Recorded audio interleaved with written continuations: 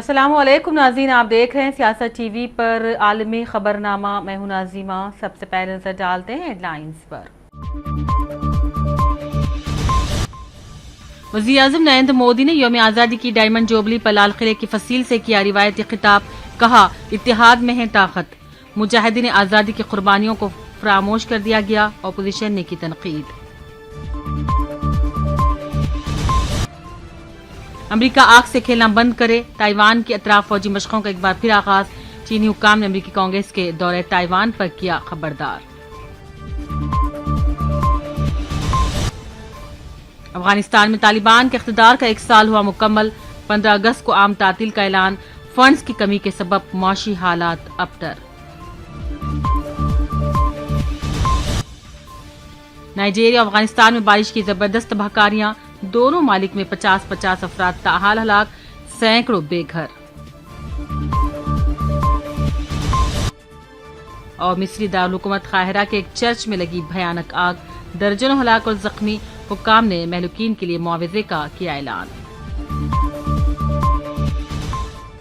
Head lines آپ نے دیکھی، اب پیش ہے خبروں کی تفصیل۔ شروعات کرتے ہیں ہندوستان کی ڈائمنڈ جوبلی آزادی تقاریب کی خبروں سے، جہاں ملک بھر میں آزادی کی تقاریب کا جشن پایا جاتا ہے، تو وہیں وزیر اعظم نریندر مودی نے ملک کی 76ویں یوم آزادی کے موقع پر حسب روایت لال قلعے کی فصیل سے خطاب کیا۔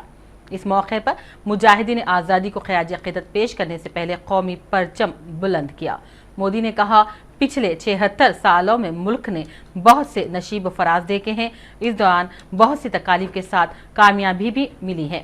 انہوں نے کہا، ہم نے قدرتی آفات، جنگوں اور دیگر مسائل کا بھی سامنا کیا، تاہم تنوع میں اتحاد ہماری رہنمایانہ طاقت رہی ہے۔ اپوزیشن رہنما و کانگریس کی عبوری صدر سونیا گاندھی نے یوم آزادی پر خصوصی پیغام جاری کیا۔ اس موقع پر انہوں نے مودی حکومت پر شدید تنقید کی اور کہا، محض سیاسی فائدے کے لیے آزادی کی جدوجہد کرنے والی عظیم شخصیات کے تعاون کو کم کرنے کی اس حکومت کی کوشش قطعی ناقابل قبول ہے۔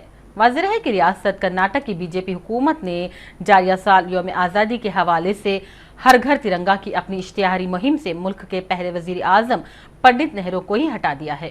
سونیا گاندھی نے کہا، دوستو، ہم نے گزشتہ 76 برسوں میں بہت کچھ حاصل کیا، لیکن آج اقتدار کے نشے میں چور حکومت ہمارے آزادی پسندوں کی عظیم قربانیوں اور ملک کی شاندار کامیابیوں کو کم کرنے میں مصروف ہے اور اسے کبھی بھی قبول نہیں کیا جا سکتا۔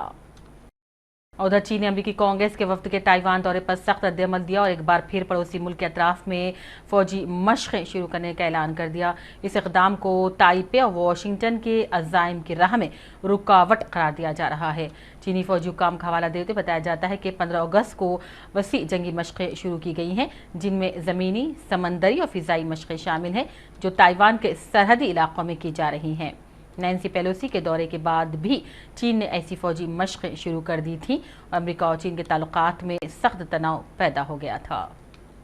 ہم آپ کو بتا دیں کہ امریکی کانگریس کے ایک اعلیٰ سطحی وفد نے تائیوان کا دورہ کیا، جس کو امریکی ایوان نمائندگان کی اسپیکر نینسی پیلوسی کے دورے کے بعد پیدا شدہ صورتحال کے تناظر میں اہم قرار دیا جا رہا ہے، اور چینی حکام نے اس نئے دورے پر سخت رد عمل دیتے ہوئے خبردار کیا کہ امریکی سیاستدانوں کو تائیوان معاملے میں آگ سے کھیلنا بند کر دینا ہوگا۔ پیش ناظرین یہ تفصیلی رپورٹ۔ امریکی کانگریس کے ایک اعلیٰ سطحی وفد نے تائیوان کا دورہ کیا، جس کو امریکی ایوان نمائندگان کی اسپیکر نینسی پیلوسی کے دورے کے بعد پیدا ہونے والی صورتحال کے تناظر میں اہم قرار دیا جا رہا ہے۔ وفد غیر اعلانیہ دورے پر اتوار کو اچانک تائیوان پہنچا، جبکہ چند روز قبل نینسی پیلوسی کے دورے پر چین نے سخت برہمی کا اظہار کرتے ہوئے جنگی مشقیں شروع کر دی تھیں اور امریکہ اور چین کے تعلقات میں سخت تناؤ پیدا ہوا تھا۔ چین کی سرکاری نیوز ایجنسی کے مطابق حکومتی حکام نے اس نئے دورے پر سخت رد عمل دیتے ہوئے خبردار کیا کہ امریکی سیاستدانوں کو تائیوان کے معاملے میں آگ سے کھیلنا بند کرنا ہوگا۔ تائیوان کی وزارت خارجہ کے مطابق 5 رکنی وفد کی قیادت ایڈ مرکی کر رہے ہیں اور یہ صدر سائنگ وین سے ملاقات کے علاوہ وزیر خارجہ سے بھی ملاقات کریں گے۔ تائیوان میں قائم امریکی انسٹی ٹیوٹ نے اس حوالے سے بیان میں بتایا ہے کہ وفد کے ارکان حکام کے ساتھ امریکہ تائیوان تعلقات، تجارت و سرمایہ کاری، موسمیاتی تبدیلی اور دوسرے اہم اور باہمی دلچسپی کے امور پر تبادلہ خیال کریں گے۔ تائیوان کی وزارت خارجہ امور نے وفد کے دورے پر مسرت کا اظہار کرتے ہوئے اس کو تائپے اور واشنگٹن کے درمیان मजबूत ताल्लुकात की जानिब एक और कदम करार दिया। वजारत खारजा की जानिब से जारी बयान में कहा गया है कि जैसा कि चीन खित्ते में कशीदगी बढ़ा रहा है, अमरीकी कांग्रेस ने एक आला सतही का वफ्द ताइवान भिजवाया है और इसका मकसद ताइवान को दोस्ती का पैगाम देना है और ये बताना है कि वो चीनी धमकियों से न घबराए। कांग्रेस के वफ्द के दूसरे अरकान में जॉन गेरा, एलन लुएथन, डॉन बेर और ओमा शामिल हैं। वाज़ेह है कि रवां माह के आगाज में जब अमरीकी ऐवान नुमाइंदगान की स्पीकर नैन्सी पेलोसी 4 एशियाई मुल्कों के दौरे पर रवाना हुई तो उस वक्त से ये अफवाहें फैल गई थी कि वो ताइवान भी जाएंगी, जिस पर चीन ने सख्त रद्द-ए-अमल दिया था। इससे कबल यूक्रेन के दारुलहुकूमत कीव का भी दौरा कर चुकी हैं।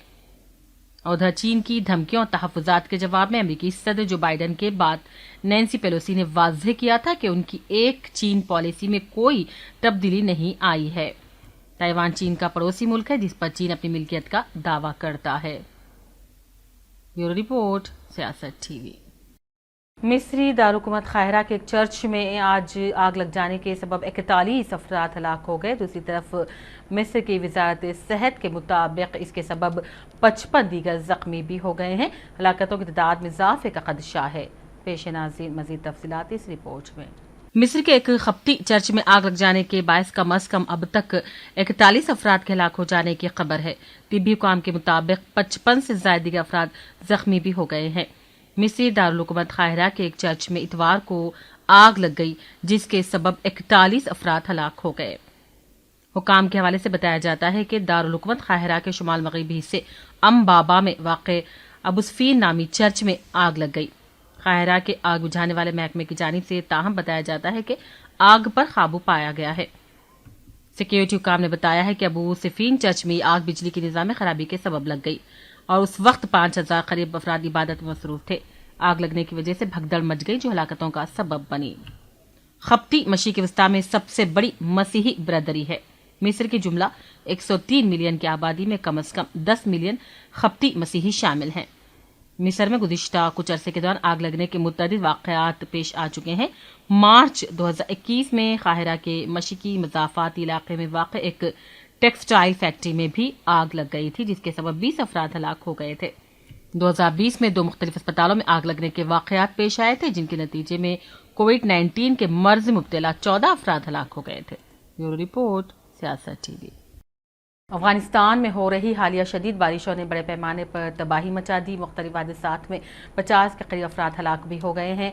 मुख्तलिफ मीडिया रिपोर्ट्स के मुताबिक हादसात में 150 से ज़्यादा अफराद जख्मी भी हो गए हैं तो हज़ारों अफराद बेघर हो गए हैं।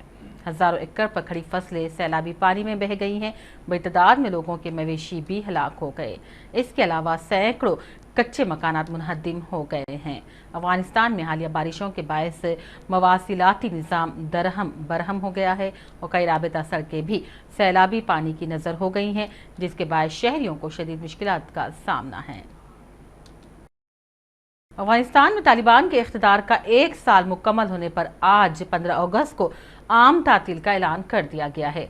अफगान हुकूमत की जानिब से जारी किए गए एलामिया के मुताबिक अमरीकी कब्जे से अफगानिस्तान की नजात और अमारात इस्लामिया का 1 साल मुकम्मल होने पर आज पूरे मुल्क में आम तातील रहेगी। याद रहे कि गुज़िश्ता साल अमरीकी अफवाज के इनखला के बाद तालिबान ने 15 अगस्त 2021 को अफगान दारुलहुकूमत काबुल पर अपना कब्जा लिया था। तालिबान हुकाम ने अभी तक सरकारी सतह पर किसी किस्म की तकरीब का ऐलान नहीं किया है, ताहम सरकारी टेलीविजन पर स्पेशल प्रोग्राम्स नशर किए जाएंगे। तालिबान जंगजों ने इस बात पर खुशी का इजहार किया है कि उनकी तहरीक अब इख्तिदार में है।